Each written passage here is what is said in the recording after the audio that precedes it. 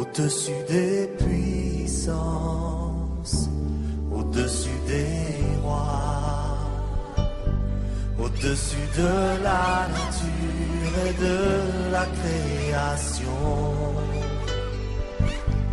au-dessus de tous les plans des hommes sages, bien avant le monde tu existais. Shalom, shalom, peuple de Dieu, que le Seigneur vous bénisse. C'est toujours pour moi un privilège d'être avec vous encore ce dimanche 26 juillet 2020. Nous voulons prier comme nous le faisons habituellement avant de faire la suite. Nous voulons, Père Saint, te dire merci pour la grâce que tu nous accordes, parce que lorsque nous ouvrons les yeux, nous réalisons que nous sortons d'une petite mort, parce que le sommeil est une petite mort. Et tu as permis que nous puissions ouvrir nos yeux ce matin. C'est pourquoi nous te disons merci et que toute la gloire te revienne. Nous voulons aussi prier pour tous nos frères, toutes nos sœurs qui sont dans le monde entier et qui passent ces moments pour te célébrer dans les maisons, comme ceux qui sont dans les temples déjà. Nous prions pour tes serviteurs, nous prions pour tes servantes, afin que toi seul les conduises et que ce matin tous, étant réunis autour de ta parole, nous puissions être comblés et que nous puissions réaliser les bienfaits que tu vas encore nous accorder. C'est pourquoi nous te bénissons et que toute la gloire te revienne durant ce culte, que tu permets que nous puissions partager ta parole.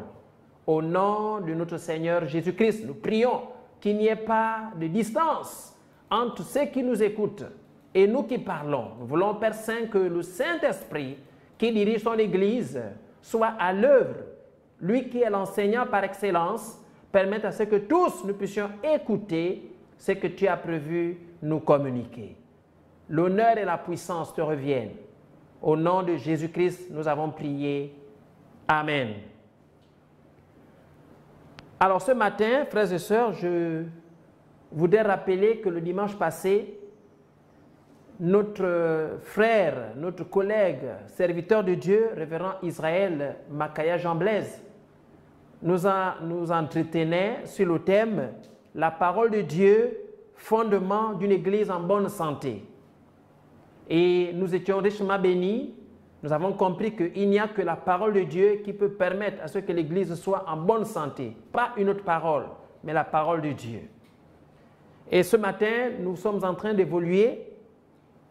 Nous voulons revenir sur un sujet qui n'est pas nouveau, mais il est toujours important de revenir sur les basiques.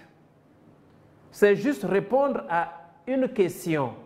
Qu'est-ce qu'un chrétien? Je me ferai le devoir ce matin, frères et sœurs, chers amis, de pouvoir nous entretenir sur cette question, parce que c'est une question qui est posée, il va falloir que nous puissions aller la répondre. Qu'est-ce qu'un chrétien? D'aucuns pourront tous se poser la question, mais chrétien, pourquoi le pasteur va encore poser cette question? Nous connaissons celui qu'on appelle chrétien. C'est toujours important. C'est pourquoi nous allons lire dans le livre des Actes des Apôtres, au chapitre 11, nous allons lire le verset 19 jusqu'au verset 26. C'est ce passage qui sera notre passage principal. Nous aurons les autres textes à lire après. Actes chapitre 11, verset 19 à 26. Ceux qui avaient été dispersés par la persécution survenus à l'occasion d'Étienne allèrent jusqu'en Phénicie dans l'île de Chypre et à Antioche, annonçant la parole seulement aux Juifs.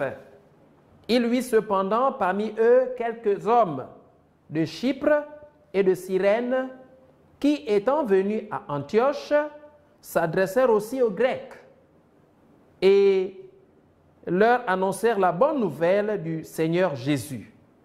La main du Seigneur était avec eux et un grand nombre de personnes crurent et se convertirent au Seigneur.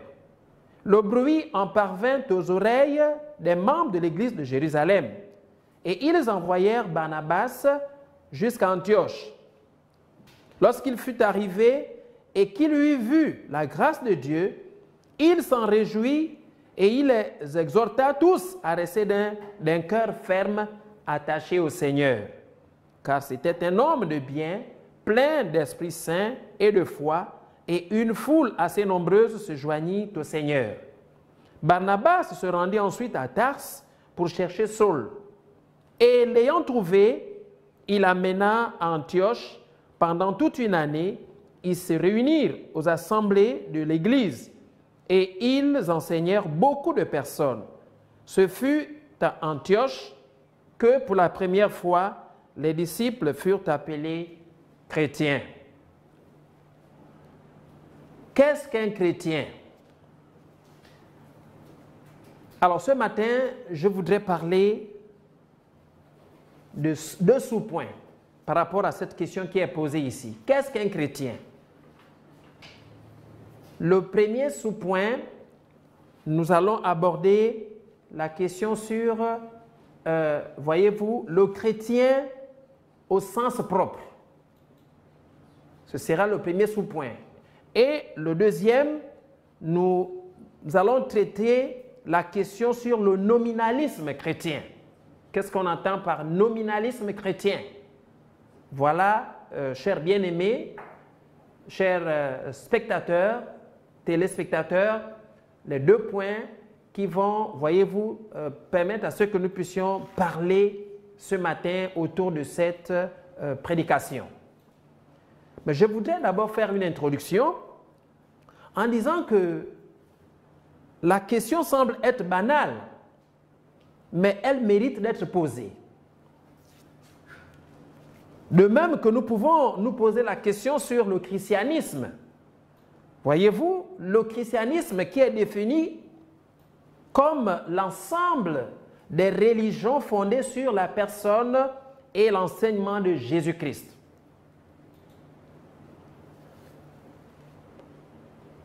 Mais il est toujours important de rentrer dans le contexte, parce qu'on ne peut pas évoluer sans pourtant rentrer dans le contexte. Nous venons de lire, voyez-vous, un texte qui est tiré dans un livre d'histoire, parce que dans le Nouveau Testament, il y a aussi un livre d'histoire.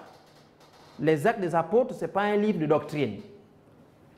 Pour ceux qui ont bien fait l'étude biblique, comprendront que c'est un livre d'histoire, mais qui est logé dans le Nouveau Testament.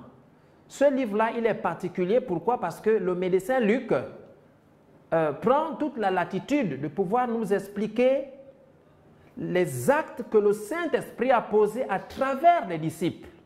C'est pourquoi on parle, en d'autres termes, des actes du Saint-Esprit. Sinon, ce sont les actes des apôtres qui ont collaboré avec le Saint-Esprit. Et nous sommes dans un contexte où Jésus est déjà enlevé. Jésus est déjà allé au ciel. Et Jésus a déjà envoyé le Saint-Esprit. Voyez-vous, dans les Actes, ce livre-là, au chapitre 2, on voit comment le Saint-Esprit a été envoyé. C'était l'effusion du Saint-Esprit. Je ne vais pas trop m'attarder là. C'était juste un rappel. Et là, nous sommes ici. Il s'agit de l'Église. Il s'agit de l'Église qui est en train de faire ses premiers pas pour parler de Jésus, pour porter l'Évangile dans le monde qui était environnant, c'est-à-dire ce qui était appelé le monde païen à cette époque-là. Parce que quand nous disons païen, le sens est différent. Aujourd'hui, nous disons païen, celui qui n'est pas chrétien. Mais à leur temps, les païens n'étaient pas considérés comme nous nous considérons aujourd'hui. Les païens faisaient l'ensemble de ceux qui vivaient dans le paganisme, donc qui vivaient dans le désordre. Donc l'Église fait ses premiers pas pour porter l'Évangile aux incirconcis, donc ce que nous appelons les païens. Et il faut souligner au passage que quand nous lisons ce livre des Actes des Apôtres, dans le chapitre 8, on voit les Samaritains. Bon, les Samaritains étaient des Juifs en partie. Donc, voyez-vous, un peu les métissés. Parce qu'il y avait un mélange. Pour qu'ils soient nés, c'était ceux qui étaient pris d'un autre pays. On les a mélangés avec les Juifs. Et le brassage là a produit ce qu'on appelle les Samaritains, donc les Juifs qui sont un peu métissés. Nous avons dans cette histoire l'eunuque éthiopien, c'est un Africain. Dans les Actes, on voit l'eunuque éthiopien, lui aussi, il est dedans, mais on le présente pourquoi? Parce que lui-même lisait le livre du prophète Ésaïe, chapitre 53. Il le lisait parce qu'il était en train de revenir de Jérusalem. On le cite ici. On voit également Corneille. Corneille, lui aussi, il a pris lui-même l'initiative pour entendre l'évangile des lèvres de l'apôtre Pierre.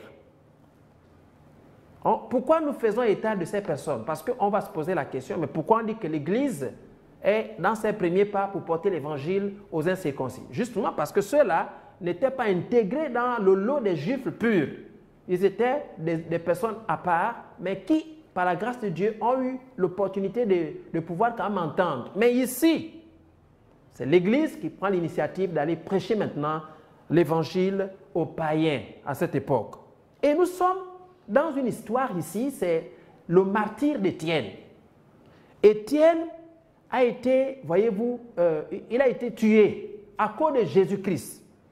Et ce martyr-là, cette mort-là, a eu des conséquences favorisant des implications, au nombre desquelles l'annonce de l'évangile en Samarie.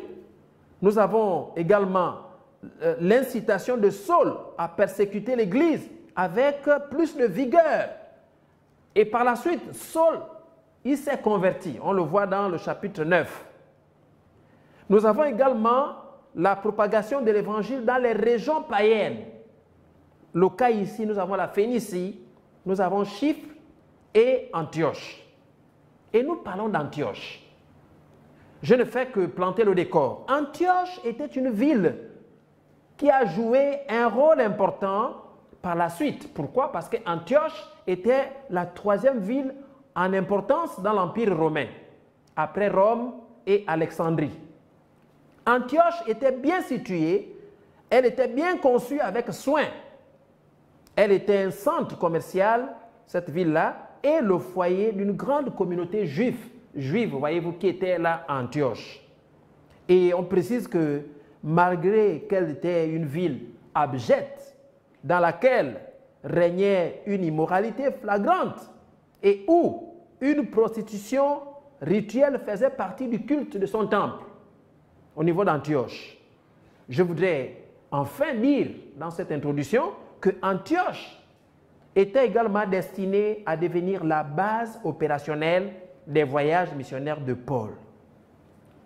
Et c'est à ce moment-là que nous sommes en train de comprendre que quand ils ont décidé, à cause de la persécution, du fait qu'Étienne fut tué, et les hommes là sont partis dans ces zones-là, c'est pourquoi on parle de l'Église qui sort pour prêcher l'Évangile. Et ils sont arrivés dans ce que nous venons de toucher là, en Phénicie, en Chypre et en Antioche. Et nous venons de lire que Barnabas, quand ils ont appris, on a lu dans ce passage, quand ils ont appris que Antioche, voyez-vous, a reçu l'Évangile, la main du Seigneur était avec eux. Et un grand nombre de personnes crurent et se convertirent au Seigneur.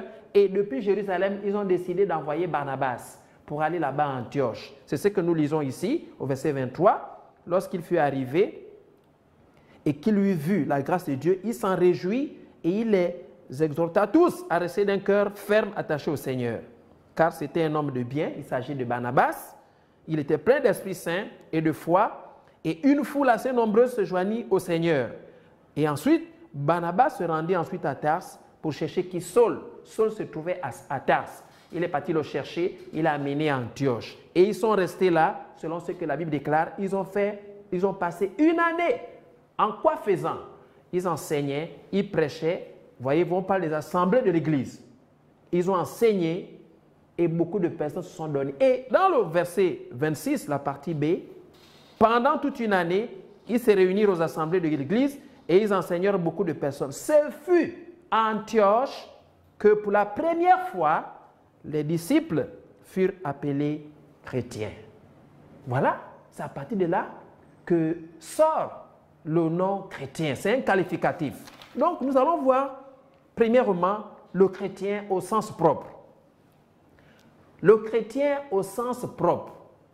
Le dictionnaire Larousse définit le chrétien comme étant celui ou celle qui appartient à l'une des religions issues de la prédication du Christ. C'est ce que le dictionnaire nous donne comme définition. Et tout à l'heure, quand nous avons lu dans les Écritures, au chapitre 11 des Actes des Apôtres, au verset 26, on nous précise que ce sont les disciples. On a appris et on comprend, c'est la parole de Dieu qui dit que ce sont les disciples de qui? Un disciple, c'est un élève. Il faut toujours rappeler cela. Un disciple, c'est un élève qui suit l'enseignement des maîtres. Et là, les élèves de Christ, on dit bien, c'est là, dans cet endroit appelé Antioche, c'est là que les disciples de Jésus-Christ furent appelés pour la première fois chrétiens dans cette ville d'Antioche. Nous disons tantôt que Antioche était, voyez-vous, la croisée des chemins. C'était une ville cosmopolite, une ville qui embrassait, je vais dire, qui brassait beaucoup de personnes parce qu'il fallait qu'il y ait le travail. Et là où il y a beaucoup de personnes, voyez-vous, les mœurs, les attitudes, les habitudes divergent et convergent. Et il fallait que Antioche soit un centre. Et nous comprenons que finalement Paul se basait maintenant là. C'était comme un tremplin pour lui pour pouvoir aller dans les autres localités. J'ai noté ici que ce sont les autres qui les ont qualifiés ainsi. Pourquoi? Pourquoi ils ont donné ce qualificatif? Ils disent ce sont les chrétiens. Les chrétiens, pourquoi? C'est parce qu'ils ont vu leur manière de vivre. Ils ont vu que ces hommes-là vivaient comme leurs maîtres les enseignaient. Et soulignons au passage que quand Jésus vient, il trouve une méthode. Ce ne sont pas les chrétiens. Ce n'est pas Jésus qui a commencé avec le disciple-là. Il y avait déjà des maîtres penseurs. Il y avait déjà des groupes qui utilisaient ce système de disciple-là. Le disciple-là, c'est de prendre quelqu'un et puis on le gère. Et on le gère, on fait tout pour lui donner l'enseignement, pour le former, pour que plus tard, il soit comme ce que nous sommes en train de l'enseigner, de lui enseigner autant pour moi, et plus tard, il sera capable de pouvoir faire comme le maître a fait. Voilà la notion du disciple. Et Jésus, quand il trouve cette manière de faire, il a emboîté le pas. Il a formé ses disciples.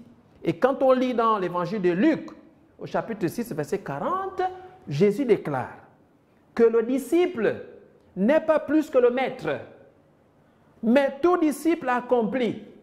Voyez-vous, tout disciple accompli. Accompli veut dire quoi? C'est-à-dire mûr. Tout disciple qui est déjà, qui a assimilé, celui qui est maintenant aguerri, qui accomplit ce que l'enseignant lui a donné, et puis il maîtrise, il pratique comme, voyez-vous, l'enseignant. Et Jésus donne cet exemple. Il prononce une parole profonde en disant que le disciple n'est pas plus que le maître, mais, conjonction de coordination qui change pour dire que tout disciple accompli, tout disciple mûr, tout disciple aguerri, qui a grandi, qui a assimilé, sera comme son maître. Alléluia. Il sera comme son maître. Et là, nous comprenons qu'il y a la notion du coaching. Un coach, c'est celui qui suit, celui qui est à ses côtés. On voit la notion du mentorat, donc le mentoring. On a vu ça dans l'Ancien Testament avec Moïse. Moïse, voyez-vous, il a coaché Josué. On le trouve dans Josué, au chapitre 1er. Nous avons Élie qui a coaché Élisée dans le premier livre des rois, au chapitre 19. Et enfin, nous avons Paul dans 2 Timothée, chapitre 2, avec Timothée. Il lui dit, et ce que tu as entendu de moi, en présence de beaucoup de témoins, confie-le à des hommes fidèles qui soient capables de l'enseigner aussi à d'autres. Voilà la notion du coaching, du mentoring, donc le mentorat. Et Jésus l'a fait avec ses disciples. C'est pourquoi nous sommes en train de rappeler ici la notion du chrétien. Donc le chrétien au sens propre, c'est d'abord un disciple. Il faudrait qu'on comprenne cela. Quand on revient un peu dans l'évangile de Matthieu, chapitre 4, je vais lire pour nous tous, pour suivre l'exemple de Jésus. Au chapitre 4, à partir du verset 18, la Bible déclare que comme il marchait le long de la mer de Galilée, il vit 2 frères, Simon appelé Pierre et André son frère, qui jetaient un filet dans la mer, car ils étaient pêcheurs. Il leur dit, suivez-moi, et je vous ferai pêcheurs d'hommes. Aussitôt, ils laissèrent les filets et le suivirent. De là, étant allé plus loin, il vit deux autres frères, Jacques, fils de Zébédée, et Jean, son frère, qui étaient dans une barque avec Zébédée, leur père, et qui préparaient leurs filets. Il les appela, et aussitôt, ils laissèrent la barque et leur père et le suivirent. Voyez-vous, ce sont les 4 premiers disciples. Simon, qui s'appelle Pierre, et son frère André. On a vu Jacques et Jean. Et même dans Luc 6, que nous venons de lire là, Jésus a coché les apôtres. Il les a d'abord coachés. Il les a choisis. Donc ce sont les disciples, les 12 disciples de Jésus qu'on appelle les chrétiens. Dans le nom chrétien, il y a le radical, Christ. Voilà. Il y a Christ dedans. Donc, un chrétien, au sens propre, c'est quelqu'un qui est comme Christ. On pourrait dire peut-être petit Christ. Mais voilà, parce que Christ, il est le Fils de Dieu. Et celui qui suit Jésus-Christ, qui suit l'enseignement de Jésus-Christ, devient comme Christ. Petit Christ, c'est le chrétien. Et il faut souligner au passage qu'on ne peut pas dire qu'on est chrétien. On ne naît pas chrétien. On le devient. Et là, nous avons l'intervention divine. Parce que c'est l'intervention divine à partir de l'écoute objective de l'Évangile. On devient chrétien quand on écoute de façon objective l'Évangile. Et là, je vais rapidement vous lire quelques passages pour appuyer ce que j'ai dit là. L'Évangile de Jean au chapitre 1, versets 12 à 13. Et puis Éphésiens 2, 4 à 9. 12 à 13. Mais à tous ceux qui l'ont reçu, à ceux qui croient en son nom, elle a donné le pouvoir de devenir enfants de Dieu, lesquels sont nés non du sang, ni de la volonté de la chair, ni de la volonté de l'homme, mais de Dieu. Voyez-vous? Donc il y a la naissance. Une naissance spirituelle qui est causée par Dieu lui-même. Donc quand on est dans la famille chrétienne, on ne peut pas dire que puisque papa et maman sont chrétiens, automatiquement, moi je suis né chrétien. Non, on le devient. Mais quand? À partir du moment où on écoute l'évangile. Quand l'évangile est prêché, quand on a une écoute objective, on ouvre le cœur, l'évangile pénètre nos cœurs, quand la lumière rentre nos cœurs, voyez-vous, le Saint-Esprit vient avec la parole pour travailler dans notre esprit, dans notre âme, et puis quand on s'ouvre à l'évangile, voyez-vous, il y a ce qu'on appelle la nouvelle naissance. Éphésiens chapitre 2, versets 4 à 9. Mais Dieu, qui est riche en miséricorde à cause du grand amour dont il nous a aimés, nous qui étions morts par nos offenses, nous a rendus à la vie avec Christ. C'est par la grâce que vous êtes sauvés. C'est par la grâce que vous êtes sauvés. Il nous a ressuscités ensemble et il nous a fait asseoir ensemble dans les lieux célestes en Jésus-Christ, afin de montrer dans les siècles à venir l'infinie richesse de sa grâce par sa bonté envers nous en Jésus-Christ, car c'est par la grâce que vous êtes sauvés par le moyen de la foi. Et cela ne vient pas de vous, c'est le don de Dieu. Ce n'est point par les œuvres, afin que personne ne se glorifie. Afin que personne ne se glorifie. Alors, à Jésus de préciser que ceux qui sont investis de sa force, dans Acte 1:8, ceux qui sont investis de son autorité deviennent automatiquement ses témoins. Un témoin, c'est un martyr.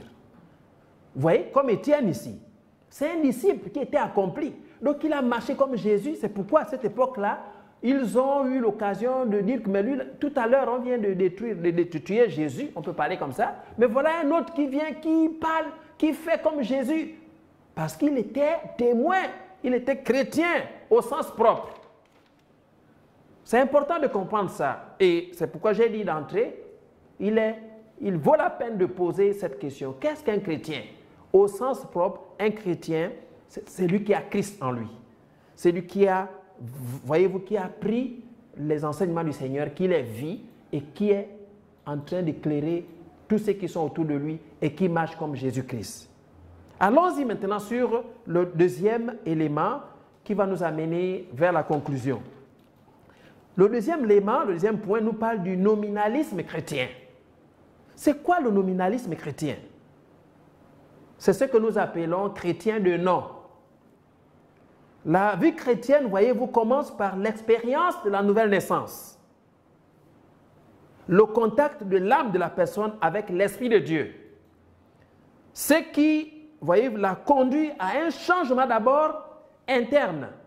La personne change interne, de façon interne, ensuite se reproduit à l'extérieur. C'est ce que nous voyons avec Nicodème. Ça, vous pouvez lire rapidement à la maison. Quand vous allez à la maison, vous prenez tout le chapitre 3, vous allez voir l'histoire de Nicodème et Jésus. Quand Jésus entretient Nicodème, Nicodème ne comprenait rien. Quand Jésus disait qu'il fallait que vous soyez né de nouveau, il se posait la question que, mais je suis déjà vieux, je vais encore rentrer dans le ventre de ma mère.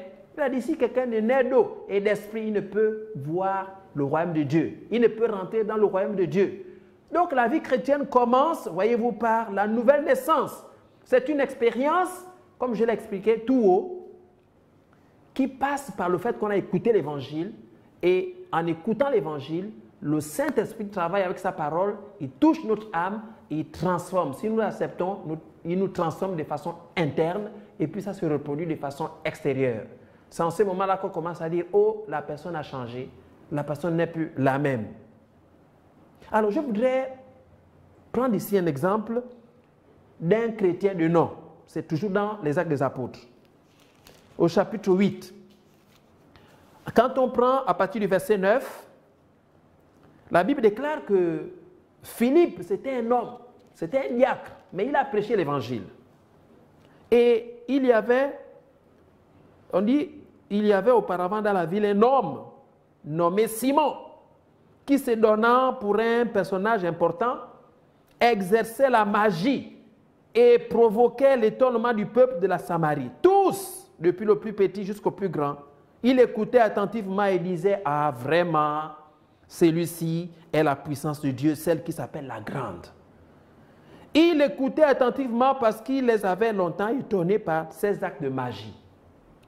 Mais quand ils eurent cru à Philippe, qui leur annonçait la bonne nouvelle du royaume de Dieu et du nom de Jésus-Christ, hommes et femmes se firent baptiser. Simon lui-même crut. Et après avoir été baptisé, il ne quittait plus Philippe et il voyait avec étonnement les miracles et les grands prodiges qui s'opéraient. Quand on va au verset 18, lorsque Simon vit que le Saint-Esprit était donné par l'imposition des mains des apôtres, il leur offrit de l'argent, en disant « Accordez-moi aussi ce pouvoir, afin que celui à qui j'imposerai les mains reçoive le Saint-Esprit. » Mais Pierre lui dit « Que ton argent périsse avec toi, puisque tu as cru que le don de Dieu s'acquérait à prix d'argent. Il n'y a pour toi ni part ni lot dans cette affaire, car ton cœur n'est pas droit devant Dieu. Répands-toi donc de ta méchanceté et prie le Seigneur pour que la pensée de ton cœur te soit pardonnée s'il est possible. Car je vois que tu es dans un fiel amer et dans les liens de l'iniquité. » Simon répondit, « Priez vous-même le Seigneur pour moi, afin qu'il ne m'arrive rien de ce que vous avez dit. » Vous voyez, Simon, c'est un magicien et on comprend que finalement, il rentre dans le lot du nominalisme chrétien. Il s'est retrouvé là, on comprend que c'était une fausse conversion. Pourquoi? Parce qu'il a cru qu'en faisant tout ce qu'il a fait là, ok, on l'a baptisé, et puis quand on le baptise comme ça, mais l'expérience de la nouvelle vie ne s'est pas encore produite dans sa vie. Parce que ça se reproduit par ce qu'il fait, il pense que la puissance de Dieu s'achète à prix d'argent. Et Pierre, par le discernement du Saint-Esprit, a compris que non, lui là, il n'est pas encore dans le lot des chrétiens au sens propre. C'est un exemple, bien aimé, parmi tant d'autres. Et j'ai compris que les fausses conversions, il y en a assez. Il y a ceux qui font ce qu'on appelle la simple adhésion dans une communauté. Dans une communauté, il y a d'autres qui sont là sans expérience de la nouvelle naissance. Et de l'autre côté, on peut prendre une Bible. Aller dans une église ne fait pas de quelqu'un un chrétien. Puisque tu te retrouves dans le lot de ceux qui ont les Bibles. Ceux qui te voient vont dire « Oh, celui-là, c'est un chrétien. Celle-là, c'est une chrétienne. » Pourquoi? Parce que tu as la Bible et tu es parti à l'église. Oui, nous avons assez des cas de figure de ce genre, où les gens viennent, mais ils rentrent dans ce lot du nominalisme chrétien. Des personnes qui n'ont pas fait l'expérience avec Dieu, avec le Saint-Esprit. Et puis, j'ai compris que c'est compliqué. Les spectateurs le diront. Et j'ai compris que cette personne-là, ce frère-là, ce monsieur-là, cette dame-là qui a la Bible et qui se trouve dans le rang de ceux qui se rendent à l'église, on dira que oh, mais ce sont les chrétiens, non?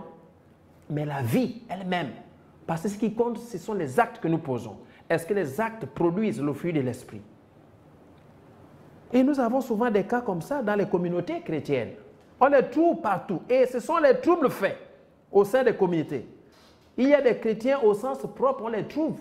Mais de l'autre côté, je voudrais au passage dire que Dieu n'a pas donné mandat de chasser les âmes qui viennent dans les communautés, qui viennent dans les églises. Non, non, non, on ne les chasse pas. Chacun, voyez-vous, a la responsabilité d'écouter l'évangile. Nous devons prêcher l'évangile à quiconque. Nous devons leur présenter le message du salut en Jésus-Christ. Chacun est responsable de recevoir Jésus ou non.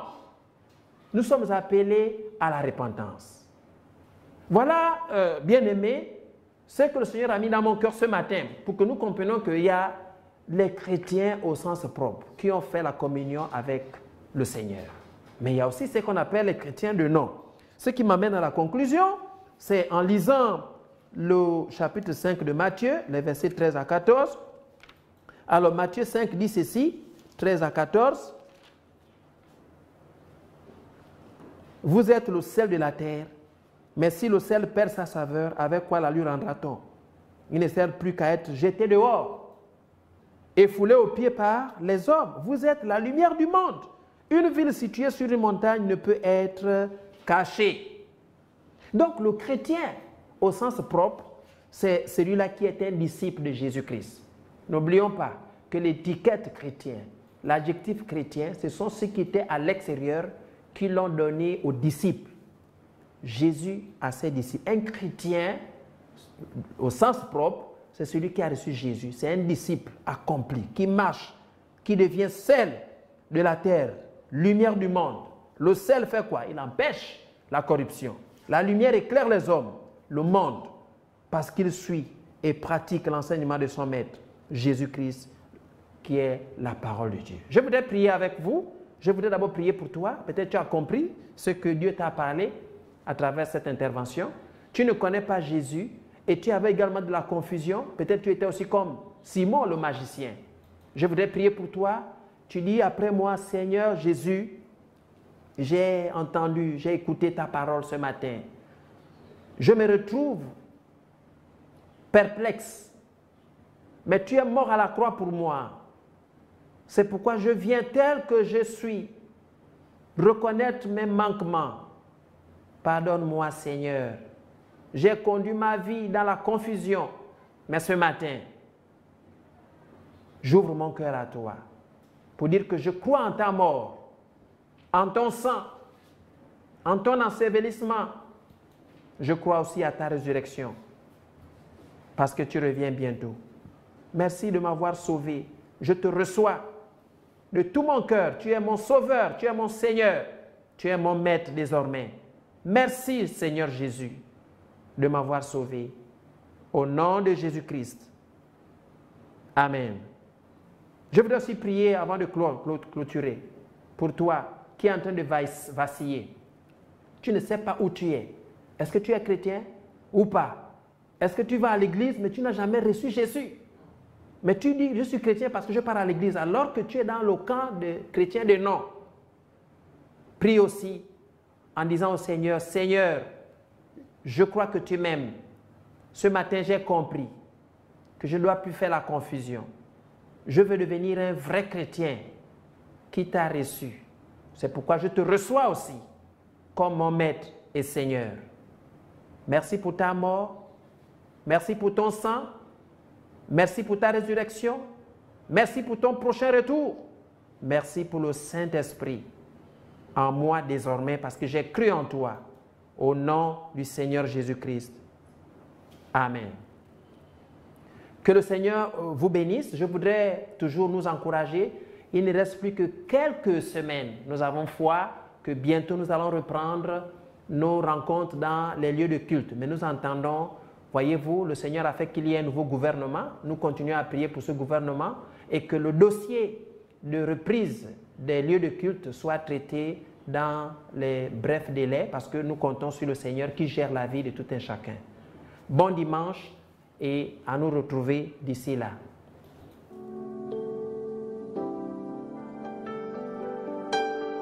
Au-dessus des puissances, au-dessus des rois, au-dessus de la nature et de la création, au-dessus de tous les plans des hommes sages.